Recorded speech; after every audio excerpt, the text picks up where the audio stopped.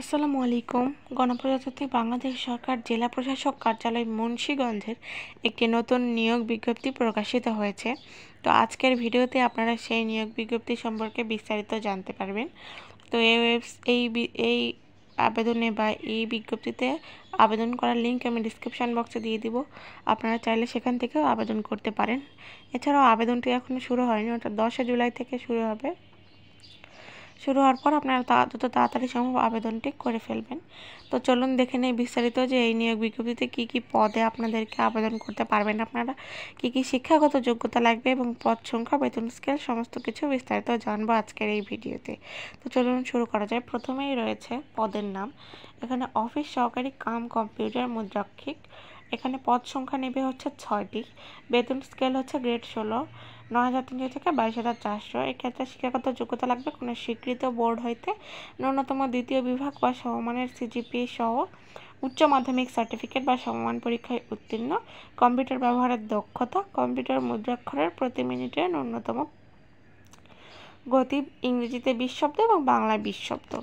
2 নম্বরে রয়েছে নাজির কাম ক্যাশিয়ার। এখানে লোকসংখ্যা 2টি, বেতন গ্রেড 16।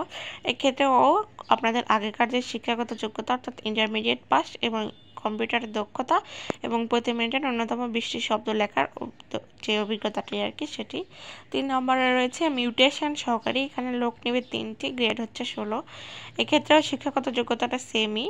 4 নম্বরে রয়েছে সার্টিফিকেট পেশকার। এখানে লোক নেবে 2টি, গ্রেড 16। এক্ষেত্রেও শিক্ষাগত যোগ্যতা এবং অভিজ্ঞতা একই। 5 নম্বরে রয়েছে সার্টিফিকেট সহকারী। সার্টিফিকেট সহকারীতে পদ সংখ্যা রয়েছে 2টি, গ্রেড হচ্ছে 16। এক্ষেত্রেও সেম শিক্ষাগত যোগ্যতা, যে দ্বিতীয় বিভাগ থেকে ইন্টারমিডিয়েট পাস লাগবে। 6 নম্বরে রয়েছে ক্রেডিট চেকার বা কাম সায়রাত সহকারী। এখানেও লোক নেবে 2টি, গ্রেড হচ্ছে 16। এক্ষেত্রে শিক্ষাগত যোগ্যতা একই। তারপরে 7 নম্বরে রয়েছে অফিস সহকারী। এখানে লোক নেবে 12টি, গ্রেড হচ্ছে 20। এক্ষেত্রে আপনাদের কোনো স্বীকৃত বোর্ড হইতে ন্যূনতম দ্বিতীয় বিভাগ বা সমমানের সিজিপিএ সহ মাধ্যমিক স্কুল সার্টিফিকেট অর্থাৎ এসএসসি পাস হলে আপনারা এখানে আবেদন করতে পারবেন। তবে এক্ষেত্রে বেশ কিছু শর্ত রয়েছে, যেমন প্রার্থীকে অবশ্যই বাংলাদেশের নাগরিক হতে হবে, বয়স 18 থেকে 32-এর মধ্যে হতে হবে। এছাড়াও বেশ কিছু শর্ত এখানে দেওয়া রয়েছে, আপনারা চাইলে এখান থেকে দেখে নিতে পারবেন, অর্থাৎ ভিডিও দেখে আপনারা সেটা দেখে নেবেন যে এখানে কী কী শর্ত রয়েছে সব কিছু পড়ে নেবেন।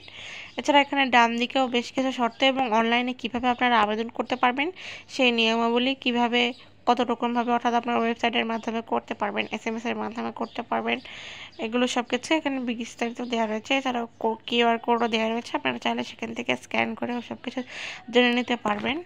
কিন্তু এছাড়াও আমি আপনাদের এই আবেদন লিঙ্কটি ডিসক্রিপশন বক্সে দিয়ে দিব, আপনারা চাইলে সেখান থেকেও আবেদন করতে পারেন। তো আজকের ভিডিওটি এই পর্যন্তই। ধন্যবাদ সবাইকে। আসসালামু আলাইকুম।